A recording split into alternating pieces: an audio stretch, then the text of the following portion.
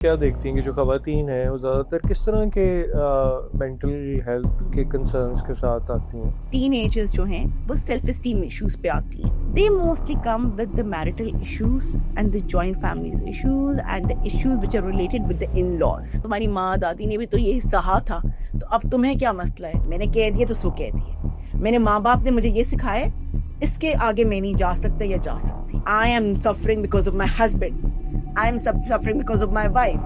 I am suffering because of फला.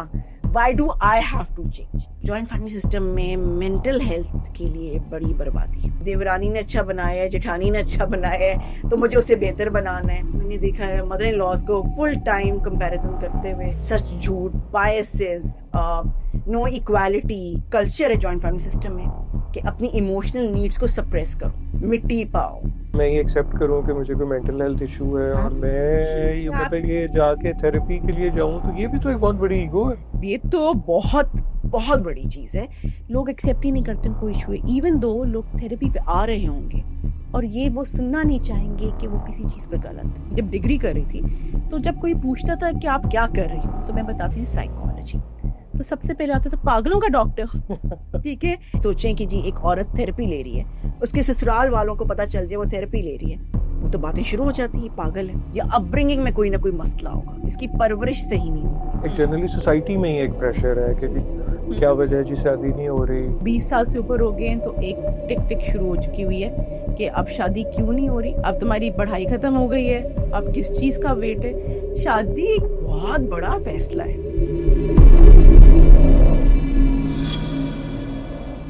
अस्सलामुअलैकुम, welcome to the new episode of health care news. आज हमारे साथ हैं कोमल रियाज शेख, जो कि क्लिनिकल साइकोलॉजिस्ट हैं, मोटिवेशनल स्पीकर हैं। Thank you very much for taking our time and coming to our show. मुझे ये बताएं कि क्या वजह है कि ये जो हमारी सोसाइटी में इतनी ट्रांसफॉर्मेशन आई कि मैं जब अपनी ही सामने देखूं, when I was growing up, तो मतलब मेंटल हेल्थ तो ऐसे था कि ये तो हमारा इशू ही नहीं है, ये तो वेस्ट का इशू है। And starting from that point, अब आज के दिन मुझे ऐसे लगता है कि मेंटल हेल्थ शायद is the one of the biggest challenges of our society, जिसको शायद हम अभी इतना सीरियसली ले नहीं रहे हैं जी, और शायद उसको रियलाइज ही नहीं कर रहे हैं। तो मतलब क्या हुआ, क्या गलत किया हमने कि ये इतना एक ईस्ट से वेस्ट पे हम चले गए? अच्छा, एक तो thank you for the introduction. Mister Umar, mental health has never been taken seriously by Pakistanis. अब सवाल ये है कि जैसे फिजिकल हेल्थ पे हम इतना एम्फसाइज कर जाते हैं, मेंटल हेल्थ उस तरह से नजर नहीं आती। किसी को अगर चोट लगी है वो नजर आती है। जब हमारे वूंड्स होते हैं, मेंटल वूंड्स, साइकोलॉजिकल वूंड्स, वो नजर नहीं आते जिस तरह से फिजिकल वूंड्स नजर आते हैं। इस वजह से Pakistani, specially south Asian countries हम ले लेते हैं, they don't emphasise quite a lot on mental health. पहले ये होता था कि जी बाहर के मुल्कों में ज्यादा इस बात पे अवेयरनेस थी as compared to Pakistan, but अब पाकिस्तान में भी अवेयरनेस बढ़ना शुरू हो चुकी हुई है। ये पहले भी मौजूद होते थे, इश्यूज पहले भी थे, लेकिन कहते नहीं मिट्टी पाओ। We would always put them under the carpet. We would always brush them off.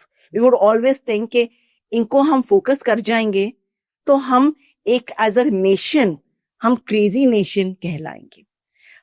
Pakistan में स्पेसिफिकली एक बहुत बड़ा कॉन्सेप्ट है, जो नजर नहीं आता ना, जो दिखता नहीं है वो बिकता नहीं। क्योंकि मेंटल हेल्थ इश्यूज नजर उस तरह से नहीं आते, तो एम्पेरिकली हम इन पे बिलीव ही नहीं करते। और क्योंकि एक और बात है, ये काफी चीजें ऑब्जर्वेशन बेस्ड होती हैं, ठीक है, जजमेंट बेस्ड होती हैं, तो इसके लिए बहुत कम लोग हैं जो इनको जानकारी अच्छी रख के इनको पहचान सकते हैं, जिसका मतलब है डायग्नोसिस अच्छे कर सकते हैं। क्योंकि उन लोगों की कमी भी थी, इसलिए इन इश्यूज की अवेयरनेस कम थी। अच्छा, अगर मतलब हम देखें कि अब तो बचपन से ही इश्यूज शुरू हो जाते हैं ना, कि बच्चे शुरू से ही वो स्कूल गए तो एक तरह की एक रैट रेस में आ गए, कंपटीशन में आ गए, फिर मार्क्स का प्रेशर है, फिर मेरे ख्याल है पेरेंट्स के साथ एक कम्युनिकेशन का गैप है। तो आपको कहीं लगता है कि अब कहीं पे स्कूलों में या पेरेंट्स जो है वो इस चीज को समझ भी रहे हैं और एड्रेस भी कर रहे हैं, या नहीं अभी, मतलब नहीं अभी नहीं है ऐसे कुछ? ये पिछले 5 साल में awareness about parenting, awareness about psychological issues बहुत massively increase हुई. I think social media has played a big role in it. पहले लोगों को मालूम नहीं होता था कि इश्यूज क्या होते. सोशल मीडिया की वजह से अवेयरनेस बढ़ी और जिसकी वजह से इवन इन पाकिस्तान काफी माँ बाप इसकी जानकारी ले पाए हैं. अब parents are very knowledgeable in this regard and they want to work on their child's self-esteem. वो चाहते हैं कि हमारा बच्चा खुद एतमादी रखे, वो चाहते हैं कि हमारा बच्चा कॉन्फिडेंट हो, वो चाहते हैं कि हमारा बच्चा कम्युनिकेट कर सके. पहले कम्युनिकेशन को इतना इनकरेज नहीं किया जाता था. अब विद टाइम कम्युनिकेशन को बहुत इनकरेज किया जाता है. स्कूल्स में भी अवेयरनेस बढ़ गई है. पहले कॉर्पोरल पनिशमेंट के अगेंस्ट कुछ नहीं था, अब कॉर्पोरल पनिशमेंट अलाउड ही नहीं है स्कूल में.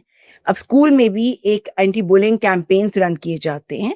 काफी schools anti bullying campaigns run करती हैं, बच्चों को सिखाती हैं क्या राइट है क्या रॉन्ग है, किस तरह से किसने बात करना है. तो डेफिनेटली अवेयरनेस इसकी बहुत इंक्रीज हुई है, जिसकी वजह से माँ बाप अपने लेवल पे, स्कूल्स अपने लेवल पे, डिफरेंट इंस्टीट्यूशंस अपने लेवल पे इस पे काम कर रहे हैं. तो ये मतलब एक आखिरी इससे रिलेटेड सवाल, फिर हम अपने जो और सवाल जो है उस पे जाते हैं कि ये जो सख्ती है बच्चे पे, अब ये एक इसमें भी बहुत एक चेंज है. ये एक टाइम था कि स्कूल में भी पेरेंट्स भी सख्ती करते थे, अब हम देखते हैं कि स्कूल में भी कोई सख्ती नहीं है और पेरेंट्स भी कहते हैं नहीं नहीं बच्चे को कुछ नहीं कहना, बच्चे को कुछ नहीं कहना. डोंट यू थिंक ये दोनों ही एक एक्सट्रीम है कि सख्ती बहुत ज्यादा भी और बिल्कुल ना कहने से भी मतलब बच्चे की ग्रोथ और ग्रूमिंग उसी तरह होगी अगर बिल्कुल आप उसको छोड़ देंगे, नहीं नहीं उसको कुछ कहना नहीं है. It's a very nice question and I think it holds true. सख्ती करने से मना किया गया है, लेकिन बहुत मैक्सिमम और मैक्सिमाइज लीनियंसी को इंकरेज नहीं किया गया. इसको कहते हैं बाउंड्रीज रखना, एक बैलेंस स्ट्राइक करना. सख्ती उस तरह की रख सकते हैं कि जी गार्ड्स रख सकते हैं. इसका मतलब ये है कि जो पेरेंट्स हैं रूल्स रखें कि दोस्ताना तरीकाकार बच्चों के साथ इतना ना करें कि बच्चों को भूल जाए कि ये हमारे पेरेंट्स हैं, रिस्पेक्ट लेवल कॉम्प्रोमाइज हो जाए. इस तरह से ना रखें, जिसको कहते हैं हेल्दी बाउंड्रीज. लेकिन जरूर कॉर्पोरल पनिशमेंट या फिजिकल अब्यूज उसको कंट्रोल्ड रखें. इसमें पेरेंट्स की मैच्योरिटी बहुत मैटर करती है. वो पेरेंट जो कि इमोशनली स्टेबल है, जो कि टीचर जो कि इमोशनली स्टेबल है, वो ही अपने बच्चों को इमोशनली स्टेबल या अपने स्टूडेंट्स को इमोशनली स्टेबल रख सकता है. लेकिन जिनको बैलेंस ही स्ट्राइक करना नहीं आ रहा, वहां पे तो ये या तो बच्चों के साथ बहुत मेहरबान हो जाएंगे, बच्चे इसमें भी बिगड़ जाएंगे. Highly pampered kids are not the perfect kids और नॉट द एडिक्वेट किड्स. और highly kids who are punished very well, even they don't come out, they don't grow up to be nice kids. अब इसमें एक और चीज आ जाती है. जब मैं बैलेंस की बात कर रही हूँ, इसका मतलब ये नहीं है कि आप एक रूल्स की एक नोटबुक शुरू कर दें जिसपे रूल्स के मुताबिक चलें. इसका मतलब ये है कि आप देखें कि पांचों उंगली एक जैसी नहीं होती, हर उंगली के मुताबिक उसके साथ केटर करें. हर बच्चे की इमोशनल नीड्स को आप देखें और उसके लिहाज से केटर करें. आजकल के जमाने में I think parents emphasise quite a lot on feel language. वो भूल जाते हैं कि रोल्स उनके एज अ पेरेंट्स ही हैं, एज अ फ्रेंड्स नहीं है. और वहां पे कहीं ना कहीं कॉम्प्रोमाइज्ड चले जाते हैं. और जहां पे बात आती है सख्ती की, जिंदगी बिताने का तरीका कार प्यार से होता है. वी से दिस थिंग कि a life can only be operated via love, not via fear. जो चीज डर के मारे किए जाए वो लॉन्ग लास्टिंग नहीं होती, वो शॉर्ट टर्म होती है. वो माँ बाप जो कि नमाज पढ़ाने के लिए कि नमाज पढ़ लो वरना डंडा पड़ेगा, बच्चा उस वक्त तो नमाज पढ़ लेगा, लेकिन उसको कॉन्सेप्ट समझ नहीं आएगा. जब प्यार से बताया जाएगा कि इसका कॉन्सेप्ट ये है, इससे कोई चीज, कोई भी आपको हैबिट इनकलकेट करनी है, उसके प्यार से समझाया जाएगा तो वो लॉन्ग लास्टिंग रहेगा. I think this is the approach that we all need to accept and we all need to adopt. जी ये बताएंगे आप जनरली अपनी प्रैक्टिस में क्या देखती हैं कि जो खवातीन हैं वो ज़्यादातर किस तरह के मेंटल हेल्थ के कंसर्न्स के साथ आती हैं? अच्छा, जो basically women who come to me, अगर we only focus on females तो लेट्स कैटेगराइज देम.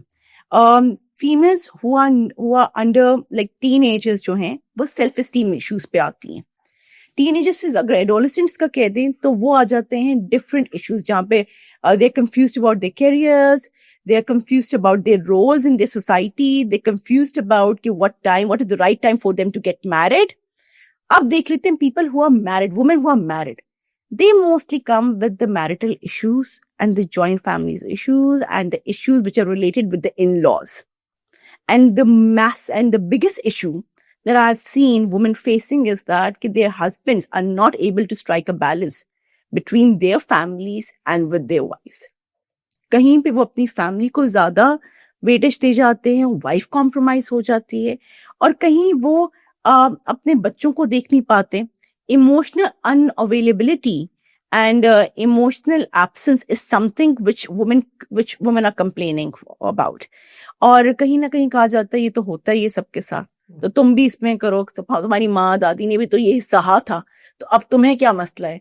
वो भूल जाते हैं कि अवेयरनेस बढ़ रही है, सोशल मीडिया है, अब ग्लोबलाइजेशन बड़ी ज्यादा है, तो अब you can't expect women to be confident and yet suffer from abuse.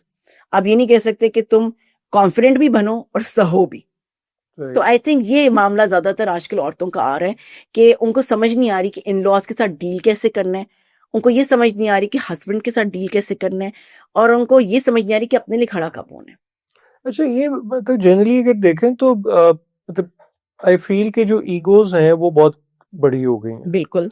अब ये ईगो को कैसे समझें कि मतलब एक वो जो लाइन है कि ये वाकई मतलब ये एक्चुअल ईगो की बात है, या ये शायद एक इन्फ्लेटेड ईगो जो है वही है शायद जिसकी वजह से मतलब हमें ज्यादा मेंटल हेल्थ भी और लोगों के साथ भी इश्यूज जो हैं वो आते हैं. अच्छा, मेंटल हेल्थ का क्राइटेरिया मैं आपको एक छोटी सी टिप बताती हूँ, और I think it will be beneficial for everyone. जो इंसान फ्लेक्सिबल है वो इंसान कामयाब है, जिसका माइंडसेट फ्लेक्सिबल है. जो इंसान फ्लेक्सिबल नहीं है वो कामयाब नहीं है. अगर हम किसी की मेंटल हेल्थ देखते हैं, अगर मेरे पास कोई आता है तो मैं देखती हूँ उसके अंदर कितनी लचक है, वो अपनी सोचों के साथ कितनी लचक रख सकता है या रख सकती है, जिसको आप ईगो कह रहे हैं. ठीक है, जिसकी लचक ही नहीं है उसने कुछ नहीं करना. उसके अंदर लचक फिर हम क्रिएट कराते हैं as a psychologist, as a therapist. लेकिन आजकल मसाइल आ रहे हैं लचक ना होने पे, फ्लेक्सिबिलिटी ना होने पे, पावर स्ट्रगल होने पे. मैंने कह दिया तो सो कह दिया. मेरे माँ बाप ने मुझे ये सिखाया, इसके आगे मैं नहीं जा सकता या जा सकती. शुड मेंटालिटी, ऐसा होना चाहिए, ऐसा होता है. जिंदगी ऐसी जैसी नहीं होती जिस तरह आप सोचते हैं. काफी चीजों आपकी नई चीजें ऐड करनी पड़ती हैं और काफी डिलीट करनी पड़ती हैं. तो काफी चीजें आप जो पुराने वक्तों से करते आ रहे हैं उनको नए तरीकेकार अपनाने पड़ते हैं to implement and to incorporate. और काफी चीजें जो कि आपको आती हैं उनको भूलना पड़ता है. इसको कहते हैं अनलर्निंग. तो ये अगर आ जाए, जिसको हम ईगो कहते हैं, ईगो सर्वाइवल, अगर ये आ जाए तो ईगो सर्वाइवल कम हो जाता है. अच्छा, मतलब ये भी तो एक लोग ईगो में ही रहते हैं ना कि मैं ये एक्सेप्ट करूं कि मुझे कोई मेंटल हेल्थ इशू है और मैं ये कहते हैं कि जाके थेरेपी के लिए जाऊं, तो ये भी तो एक बहुत बड़ी ईगो है. ये तो बहुत बहुत बड़ी चीज है. लोग एक्सेप्ट ही नहीं करते कोई इशू है, इवन दो लोग थेरेपी पे आ रहे होंगे, और ये वो सुनना नहीं चाहेंगे कि वो किसी चीज पे गलत है. वो ये सुनना नहीं चाहेंगे कि किसी और तरीके से हो सकता है. आई थिंक जो मुझे बहुत बड़ा एक स्ट्रगल जो I face with my clients, with my patients is that when they come, they are only looking for validation, कि हमें सच्चा कहा जाए. अच्छा, ठीक है, हमें कहा जाए कि हम सही हैं. When it comes कि भाई नहीं, आपको भी कहीं ना कहीं बदलना पड़ेगा, वो उनको बहुत बुरा लगता है. उनके लिए this is something which requires them to step out of the comfort zone. अच्छा, एक और चीज है, ये यूनिवर्सल चीज है, not I think restricted to any country or any culture. तो मैंने गोरों के भी सेशंस किए हुए हैं, ठीक है, देसियों के भी किए हुए हैं. तो उसमें एक जो यूनिवर्सल चीज है ना वो ये है कि आप जब कहते हैं ना कि आपको बदलना पड़ेगा, तो सवाल आते हैं, I am suffering because of my husband, I am suffering because of my wife, I am suffering because of फला, why do I have to change. मसला उनका है, मैं क्यों चेंज करूं. तो सवाल ये, चेंज इतना बुरा नहीं होता. Change should be accepted, embrace with open arms. हमारे ज़हनी तौर पे हमें लगता है चेंज जो करेगा ना वो गलत है. तो it's somehow or another we get into the fight between right or wrong. हम ये भूल जाते हैं कि जिंदगी की क्वालिटी अच्छी करें, अपने आप को सुकून में लाएं. कोई फर्क नहीं पड़ता आप सही है कि गलत है, फर्क ये पड़ता है आपकी जिंदगी किस तरह बिता रहे हैं, सुकून में है कि नहीं है. बिल्कुल। अच्छा ये बताएं कि जनरली क्या थेरेपीज के लिए लोगों की क्या मिथ्स एंड मिसकंसेप्शंस हैं, क्योंकि आपके पास ऐसे लोग आते हैं एंड आई एम श्योर हर एक जी। डिफरेंट माइंडसेट के साथ आता होगा। सबसे बड़ी मैं आपको बड़ी एक मजे की स्टोरी सुनाती हूँ।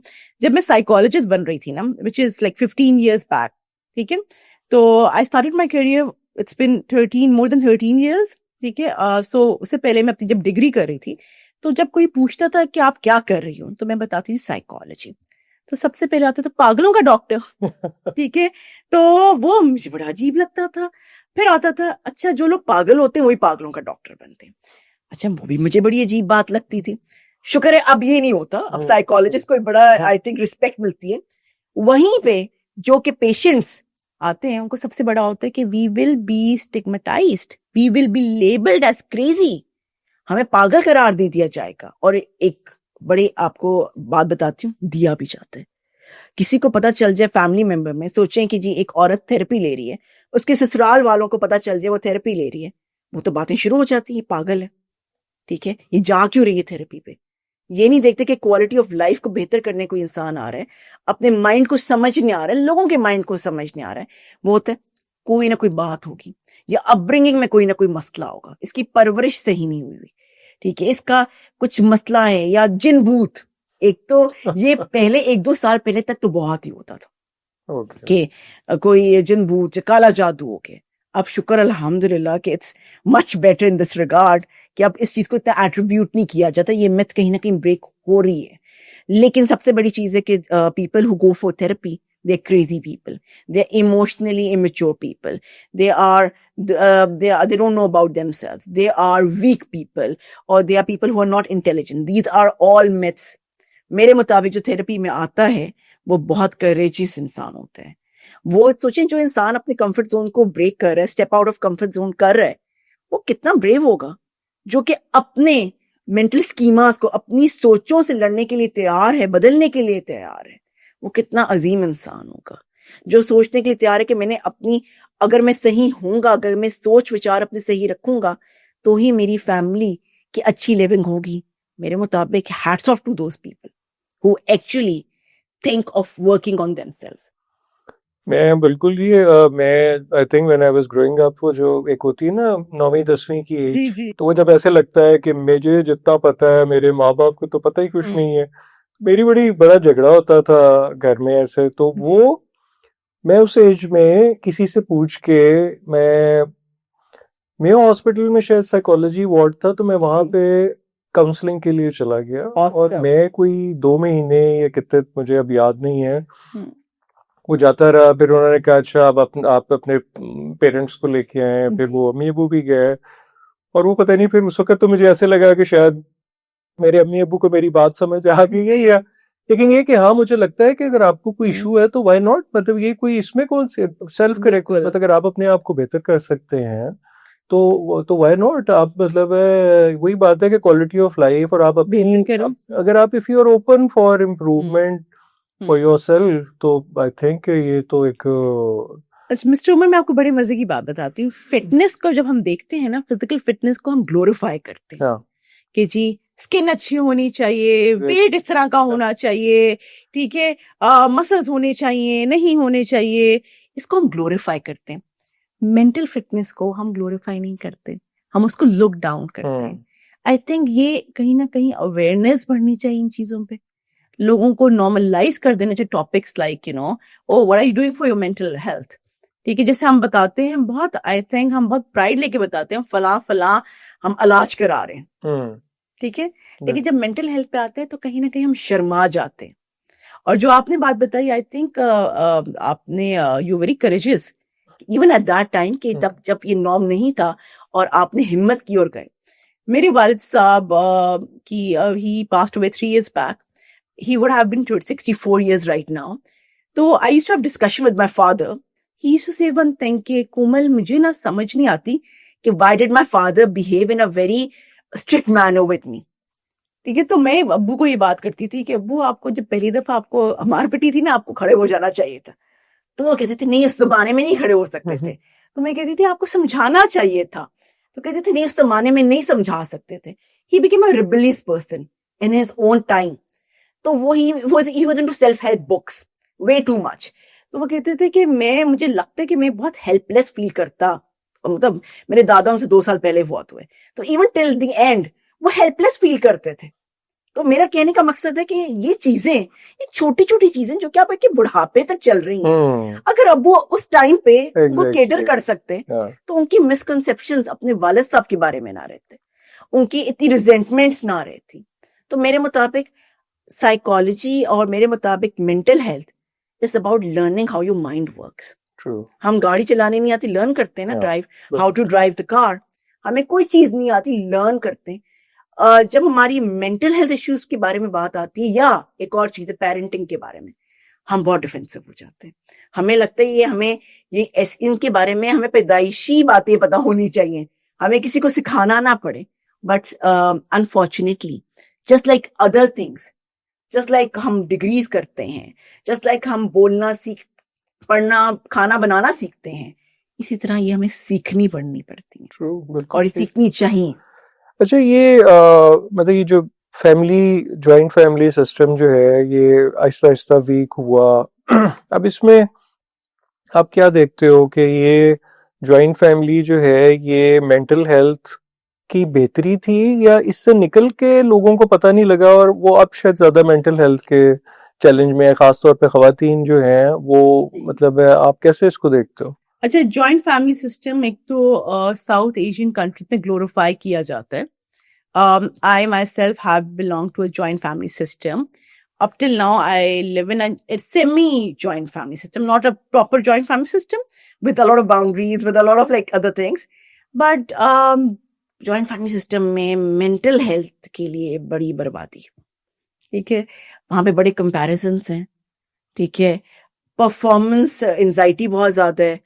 जी देवरानी ने अच्छा बनाया है, जेठानी ने अच्छा बनाया है, तो मुझे उससे बेहतर बनाना है। मैंने देखा है मदर इन लॉज को फुल टाइम कंपैरिजन करते हुए, सच झूठ, बायसेस, नो इक्वालिटी।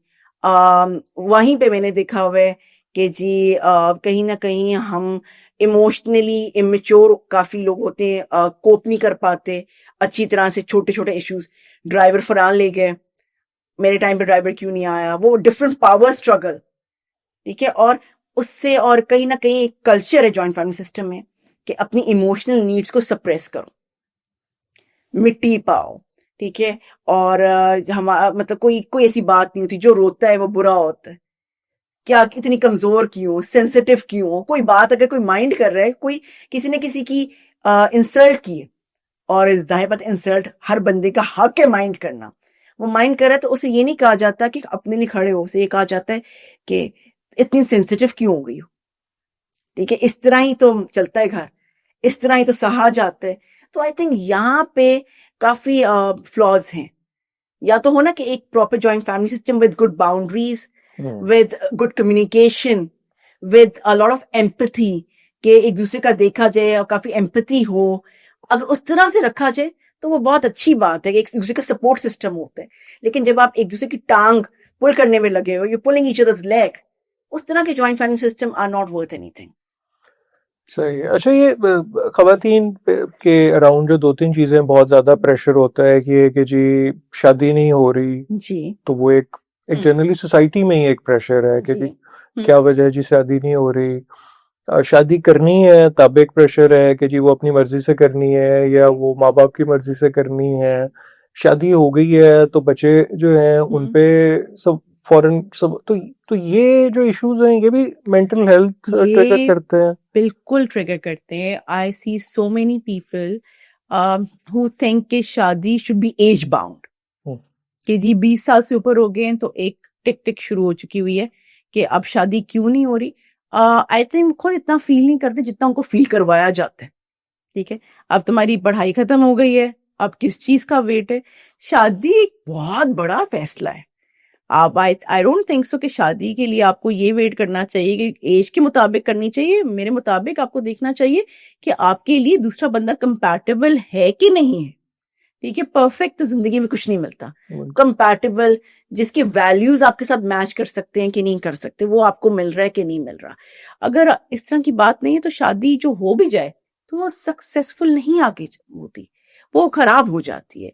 और तो इसलिए एज बाउंड नहीं होना चाहिए। सेकेंडली, जहाँ पे अरेंज्ड मैरिजेस और लव मैरिजेस का सवाल है, वहां पे I think the focus should only be कि स्पाउस अच्छा है, इमोशनल अवेलेबिलिटी है कि नहीं है, एक दूसरे को अंडरस्टैंड करने की कैपेसिटी है कि नहीं है, मॉरल्स मैच कर रहे हैं कि नहीं कर रहे। जब मैं मॉरल्स की और वैल्यूज की बात करूं, ये बहुत बड़ी बात है।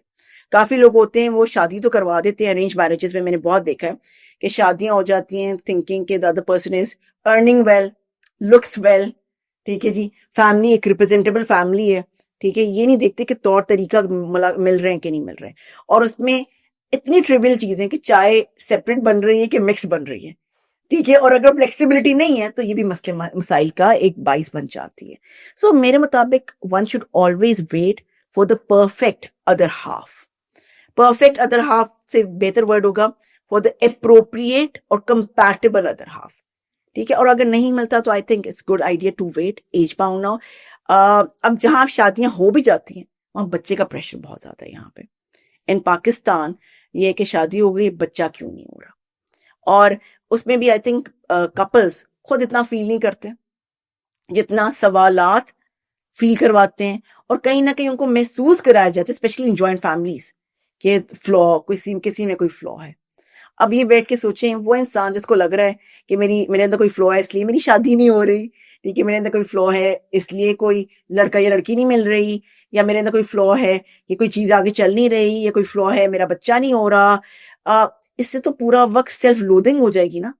आप अपने बारे में नजरिया बुरा रखोगे, आप कहीं ना कहीं डिप्रेशन में चले जाओगे, जो कि बहुत सारी औरतें और लड़कियां जाती हैं।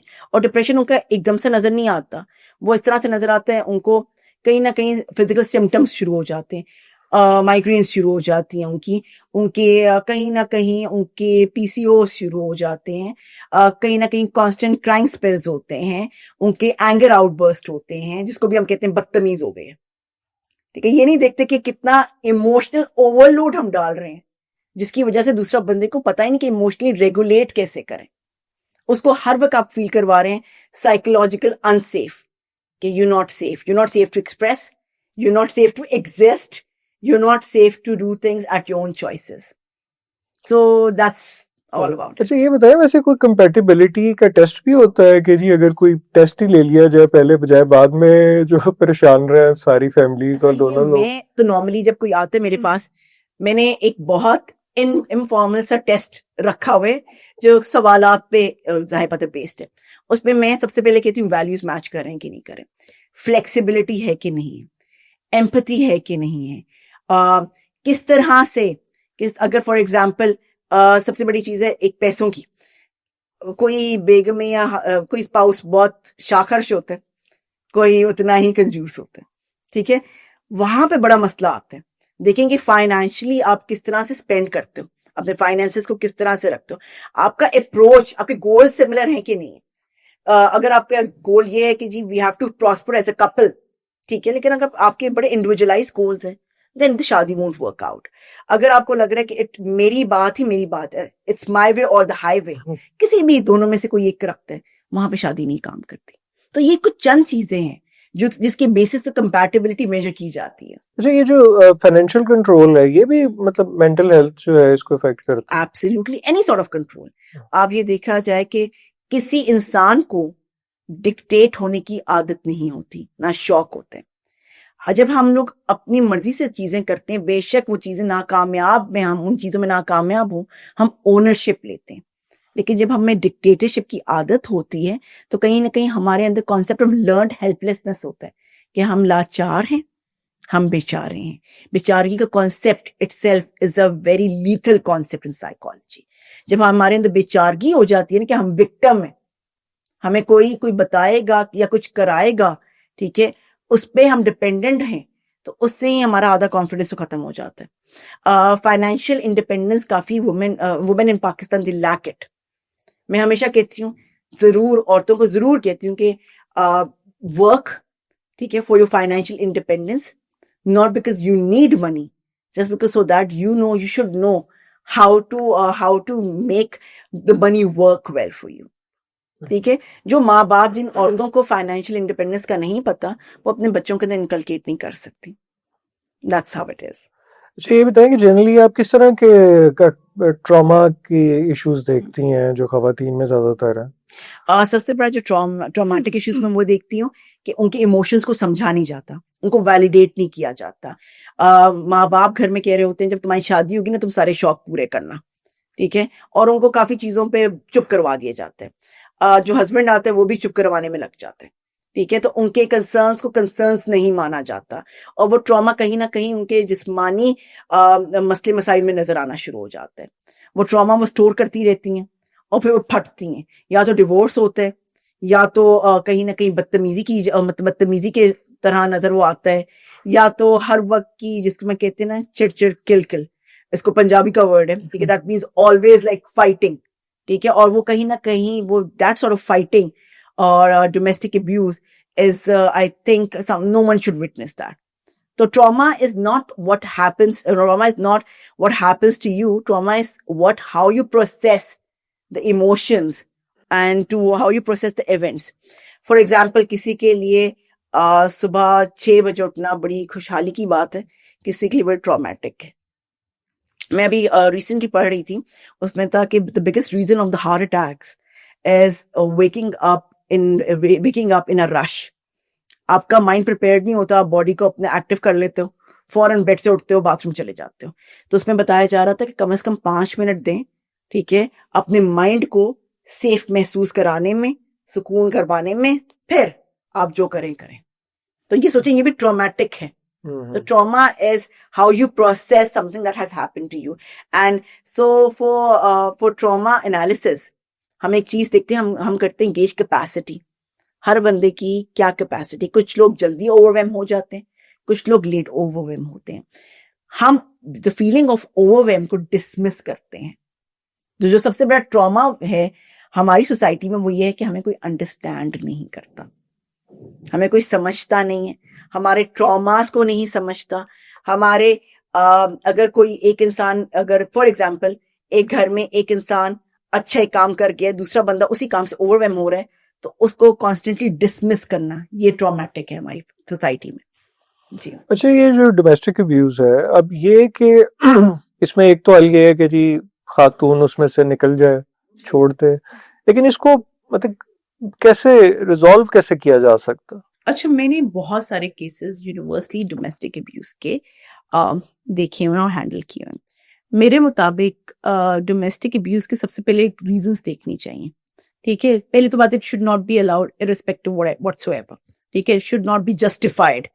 बट कहीं ना कहीं डोमेस्टिक अब्यूज हो रहा है तो दैट मीन्स दोनों पार्टनर्स, एक बंदा नहीं, दोनों स्पाउसेस कहीं ना कहीं मेंटल हेल्थ इलनेस से सफर करें। एक एंजाइटी से कर रहा होगा, एक डिप्रेशन से कर रहा होगा, कहीं ना कहीं एग्जैजरेट हो रही होगी।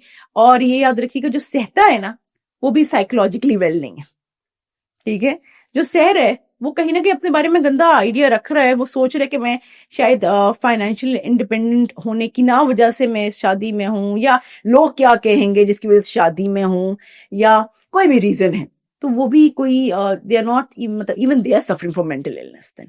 तो मैं नॉर्मली क्या करवाती हूँ, दोनों जो उनसे हैं इंडिविजुअल्स इन अ मैरिज, उनका एनालिसिस करती हूँ and then I start working on them. काफी दफा तो बस ये होता है कि अपने इमोशंस के साथ कोप करना नहीं आता, इमोशनल रेगुलेशन मियाँ बीवी को नहीं करने आ रही होती और कहीं ना कहीं मारपीट में चेंज हो रहा होता है। देखिए, गुस्सा होना, एक मैं आपको छोटी सी एग्जाम्पल देती हूँ।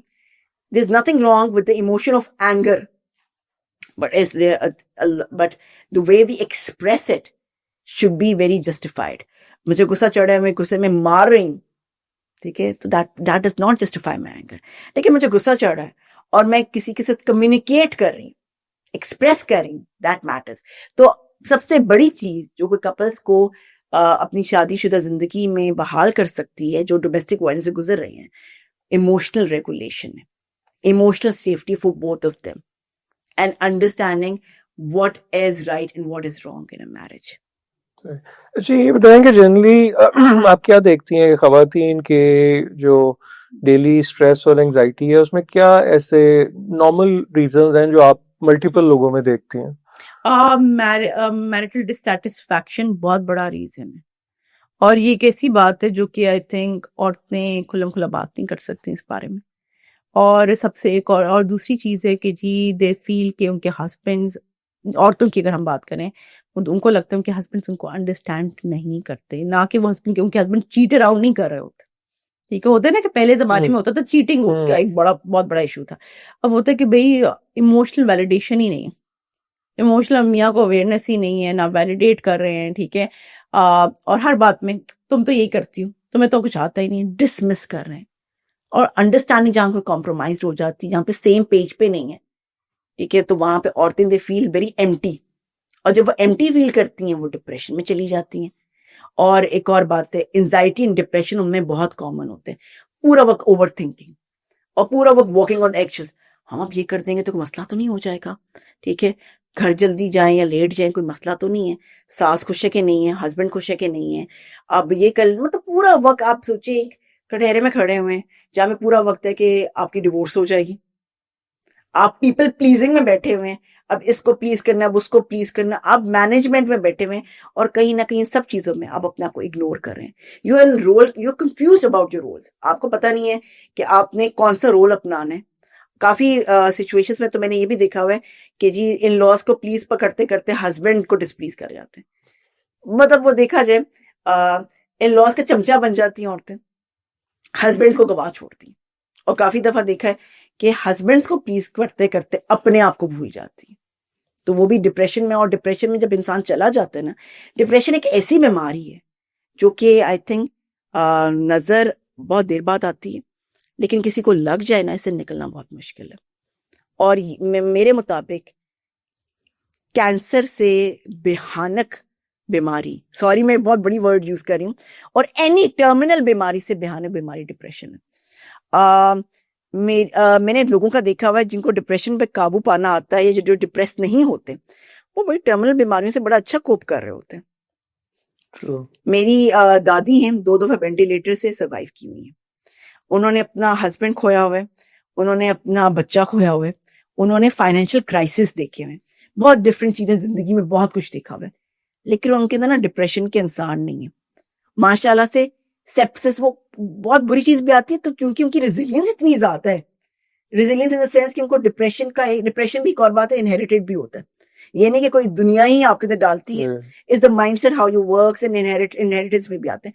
तो वो हर चीज को बड़ा अच्छा करती हैं, तो मैं देखती हूँ बड़ा अच्छी गुजर जाती हैं। मेरी वालदा on the other hand is amazing as a person, is very strong headed, बहुत काबिल, बहुत स्ट्रॉन्ग हेडेड है, लेकिन उनके अंदर हल्का सा डिप्रेशन के अंसार हैं। तो वो छोटी भी बीमारी है तो उस पे वो बैठ जाती है, वो बीमारी का इलाज मुश्किल हो जाता है, रिकवरी मुश्किल हो जाती है।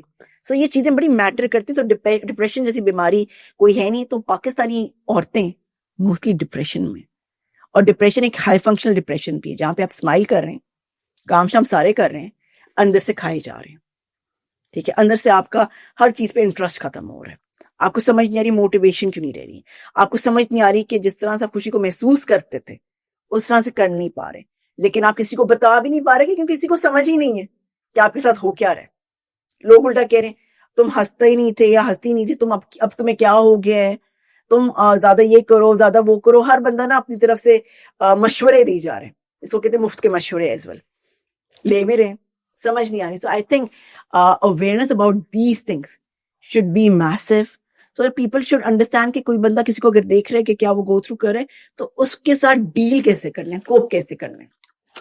अच्छा ये बताएं कि मतलब जो खवातीन देख रही हैं हमारा शो, तो वो मतलब क्या ऐसे प्रैक्टिकल मेजर्स ले सकती हैं जिसको कि जिससे वो स्ट्रेस और इसको मैनेज कर सकें या इसको कोप कर सकें? सबसे बड़ी चीज मैं जो रिकमेंड करूंगी वो है इमोशनल रेगुलेशन। जब तक आपका अपने इमोशंस पे काबू नहीं है, आप किसी चीज से डील नहीं कर सकते। तो इमोशनल इंटेलिजेंट पीपल जिंदगी में बहुत आगे चले जाते हैं, be it your domestic life, be it your professional life और any sort of life, even as a parent. अगर आपको इमोशनली कंटेन्ड नहीं है, मेच्योर नहीं है, अपने बच्चों को नहीं आप डील कर सकते। The other thing is that communication is the key. बात करें, प्लीज बात करें। ये सोचे ना कि किसी और को ऑलरेडी पता है, ये ना सोचें आपके हस्बैंड को पता है कि भैया आप क्या गो थ्रू कर रहे हैं, ये ना सोचें कि भाई ये लोगों को पता होना चाहिए। Please communicate, communication should be the key. Thirdly, support circles, your support groups. अगर आप थेरेपी अफोर्ड नहीं कर सकते तो प्लीज कोशिश करें कि कोई दोस्तें वगैरह ऐसी रखें, बनाएं। अपने फैमिली में कुछ ऐसे चंद मेंबर्स के साथ आप बातचीत करें जिनके साथ आप सेफ महसूस करते हैं, उनसे मशवरे लें, उनसे बात करें। सो अगेन कम्युनिकेशन एक चीज आ जाती है। फोर्थली, अपने आप का देखें, अपने सेल्फ केयर रूटीन बनाएं, देखें कि आप अपने लिए क्या करें, अपने आप को प्रायोरिटाइज करें। अच्छा, ये बताएं कि सोशल मीडिया जो है ये भी अब एक इसका भी बड़ा मेंटल हेल्थ का एक, आई थिंक इसका एक है, एक असर है। तो वो मतलब उससे अब एक्सपोजर भी इतना है, कैसे उससे अपने आप को जो है वो महफूज रखा जाए? जिस चीज का फायदा उसका नुकसान भी है। सोशल मीडिया से हमें अवेयरनेस, औरतों को बहुत अवेयरनेस पहुंची है, अपने राइट्स के बारे में मालूमात मिली है, they got to know about their rights. But वहीं पे कंपैरिजंस बहुत हो गए। किसी की जिंदगी देखिए, कोई भी सोशल मीडिया पे अपनी बुरी चीजें नहीं डालता, अच्छी से बेस्ट चीजें डालता है। whatever that glitters is not gold, right? तो हर बंदे को लगता है कि दूसरे की जिंदगी बड़ी बेहतरीन चल रही है। जो भी ग्लोरीफाई किया जा रहा है वो एक ट्रेंड शुरू होता है, सारे लोग वो फॉलो करना शुरू कर देते हैं, और जिसकी वजह डिससैटिस्फैक्शन। अब फॉर एग्जाम्पल मैंने ऐसी औरतें भी देखी जिनके पास सब कुछ है, फिर भी उनको है कि हमारे पास फला एस्थेटिकली नाइस चीज नहीं है। ठीक है, सोशल मीडिया में देखिए लग्जरी लाइफस्टाइल्स, ठीक है, पार्टनर, वो कितने रोमांटिक प्रॉपर पार्टनर मिल रहे हैं, वो चीजें हर बंदे की जिंदगी में नहीं होती। तो आप किसी के अंदर डिप्रिवेशन भी आप इनकलकेट करो, वो देख रही हैं और वो अपने आप को बुरा समझ रही हैं। ठीक है, वो ऑथेंटिक सेल्फ एक्सप्रेशन नहीं आ रहा, जो आपकी पर्सनैलिटी आप उसको नहीं देख रहे, आपको जो सोशल मीडिया में प्रमोट किया जा रहा है उसको देख रहे हैं। तो आई थिंक सोशल मीडिया पे हर बंदे को अपनी सेंस लगानी चाहिए और ये सोचना चाहिए कि एक हद तक यूज करें। इंस्टाग्राम एंड टिकटॉक, इसका एक्सेसिव यूज जरा कंट्रोल करें, क्योंकि ये अवेयरनेस तक तो ठीक है, लेकिन टू स्टॉक पीपल्स लाइफ, ठीक है, to get nosy with people's life, to intermingle with their life and then to compare themselves with their life in regard to their body image, in regard to their relationships, in regard to the finances, is a lethal thing. Is something which is going to take them, which is not going to be beneficial for them. अच्छा, ये बताएं कि मतलब जो meditation और spirituality जो है, जी, मतलब ये कितनी इम्पोर्टेंट है मतलब मेंटल वेलबींग के लिए? extremely important. So basically, your faith and your mental health, they go hand in hand. अगर आपका faith strong है तो आपका कहीं ना कहीं आप फोकस्ड हो, आपका कहीं ना कहीं बिलीफ है कि जी चीजें वर्कआउट कर लिए जाती हैं, जिसको हम से कहते हैं पॉजिटिव माइंडसेट।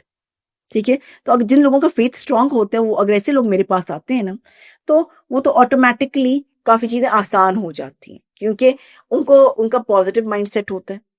ठीक है, और spirituality in regard to meditation, वो आपका फोकस इंक्रीज करती है, नॉन जजमेंटल फोकस। एक होता है जजमेंट, तो meditation is not only about deep breathing, it's about bringing your focus into your present. आगे की ना सोचना, ना पीछे को देखना, वक्त में रहना। इस चीज से मुझे एक और बात याद आती है, काफी लोग तो ये भी कहते हैं मेंटल हेल्थ इलनेसेस उनको होती ही नहीं है जो बहुत रिलीजियस होते हैं। ये बहुत बड़ी मिथ। और काफी कहते हैं इन पाकिस्तान तो ये कहते हैं नमाज पढ़ लो, ठीक है, तो सब कुछ ठीक हो जाएगा। इस्लाम में भी है, अपने हर चीज की एक हीलिंग होती है, बी इट फिजिकल और मेंटल इश्यूज, तो उस हीलिंग पे अप्रोच करनी चाहिए। अगर आप बहुत प्रैक्टिसिंग मुस्लिम हैं और any religion that you following, that's a criteria कि it's going to add you, but that's not the criteria कि आप अगर बहुत प्रैक्टिसिंग मुस्लिम हैं या प्रैक्टिसिंग इंसान हैं in sort of any religion, आपको मेंटल हेल्थ इश्यूज नहीं होंगे। कभी हम कहते हैं कि कार्डियोलॉजिस्ट को हार्ट का इश्यू ना हो, उसको भी हो सकता है भाई। ठीक है, सो जरूरी नहीं है कि आप अगर एक बहुत रिलीजियस इंसान है और कि आपको मेंटल हेल्थ इश्यूज ना हो, लेकिन आपका फेथ आपको कहाँ से कहाँ ले जाता है। Faith, being religious, being spiritual, definitely helps in mental health. अच्छा, ये सोसाइटी इवॉल्व हो रही है और हर गुजरते वक्त के साथ बहुत तेजी से इवॉल्व हो रही है ना, मतलब क्योंकि वो हमारे होते हुए कुछ चीजें आई, वो खत्म हो गई, नहीं आ गई, बहुत मतलब है। तो अब ये जहाँ पे आज के दिन आप देखते हो लोगों को, तो आपको क्या लग रहा है कि अब हम कोई मेंटल मेच्योरिटी या कहीं पे मतलब उसकी तरफ जा रहे हैं, या अभी भी हमारे शायद हम जैसी थर्ड वर्ल्ड कंट्रीज में अभी भी फिलहाल तो अभी इश्यूज ही हैं? इश्यूज बहुत ज्यादा है। हम लोगों में से बहुत चंद से लोग हैं जो कि बहुत एक्टिवली अपनी अपनी प्रोग्रेस के अंदर, अपनी फ्लरिशमेंट के अंदर, कहीं ना कहीं अपनी ग्रूमिंग के अंदर इन्वॉल्व हैं, वरना तो बाकी सारे लोग एक दूसरे के अंदर इन्वॉल्व हैं कि फलां बंदा क्या कर रहा है। तो I think a lot of awareness is needed in that. और एक और चीज में जो महसूस होती है कि नॉर्मलाइज कर देनी चाहिए हर घर में बैठ के मेंटल हेल्थ के बारे में बातें, ये कि हाउ डू यू फील, ये नॉर्मलाइज कर देनी चाहिए। और नॉर्मलाइज कर देनी चाहिए कि अगर कोई इंसान अच्छा महसूस नहीं कर रहा तो वो उसकी वीकनेस नहीं है, वल्नरेबिलिटी नहीं है। वो होता है ना कि जो इंसान अपनी अपनी इमोशंस को एक्सप्रेस करता है उसको कमजोर समझा जाता है। तो आई थिंक वो कॉन्सेप्ट चेंज हो जाने चाहिए with the evolution in regard to Pakistanis. बहुत फर्क पड़ा है, I am not going to deny, I am not going to condemn कि नहीं पड़ा, लेकिन अभी बहुत फर्क की और मजीद जरूरत है। मतलब आखिर में जो खवातीन इस शो को देख रही हैं, तो आप उनको क्या एक मैसेज ऐसा देना चाहेंगी जो कि उनके लिए उनकी मेंटल हेल्थ के लिए, उनके ओवरऑल वेलबींग के लिए जो है वो बहुत इम्पोर्टेंट है? Stop over thinking. हर चीज आपके बारे में नहीं है, एक तो पहली बात ये है। दूसरी बात है, जो चीज आपको हल्का सा भी पेन दे, हल्का सा भी डिस्ट्रेस दे, कोशिश करें उसको डील करें, उसको इंतजार में ना रखें कि कल देखेंगे परसों देखेंगे, क्योंकि वो रखेंगे तो आपका ही नुकसान है। तो कोशिश ये करें कि जो मसले मसाइल हों उसको फौरी डील करें। Dealing is the key, communication is the key, सहना इज नॉट द की। अपने लिए खड़े हों। अगर आप अपने लिए खड़े होंगी तो आपकी बच्चियां कल को अपने लिए खड़े होंगी, तो आप उनकी रोल मॉडल हैं, आप अपनी बच्चियों की इंस्पिरेशन हैं। तो I would like to tell all the women कि be there for your own self. जब तक आप अपने आप से प्यार नहीं कर सकती तब तक कोई और आपसे प्यार नहीं कर सकता।